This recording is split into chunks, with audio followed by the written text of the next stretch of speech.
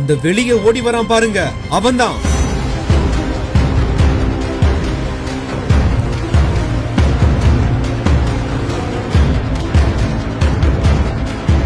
மருத்துவமனையில் நோயாளியின் உறவினரிடம் ஆட்டைய போட்டு தப்பிய களவாணி.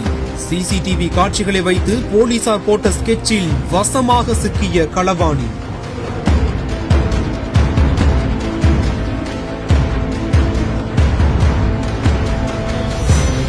நாகர்கோவில் ஆசாரிப்பள்ளம் அரசு மருத்துவக் கல்லூரி மருத்துவமனையில் நோயாளியை கவனித்து வந்த நபரிடமிருந்து தங்கச்செயினை பறித்துவிட்டு தப்பி ஓடிய வாலிபரை போலீசார் மடக்கி பிடித்துள்ளனர். சம்பவத்தின் சிசிடிவி காட்சிகள் வெளியாகி பரபரப்பை ஏற்படுத்தி வருகிறது. கன்னியாகுமரி மாவட்டம் அழகப்பபுரத்தைச் சேர்ந்த அலெக்ஸ் அந்தோனி பிரிட்டோ மின்சாரம் தாக்கி காயமடைந்த நிலையில் ஆசாரிப்பள்ளம் அரசு மருத்துவமனையில் சிகிச்சைக்காக அனுமதிக்கப்பட்டுள்ளார். அவரை அவரது சகோதரர் அலெக்ஸ் பிரெண்ட் கவனித்து வந்துள்ளார்.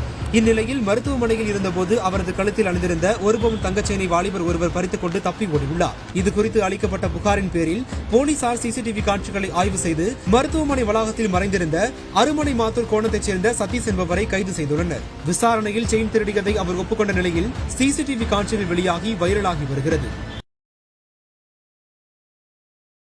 ஃப்ரெஷ் மேட் பசுனை ஒவ்வொரு துளியிலும் ஃப்ரெஷ்.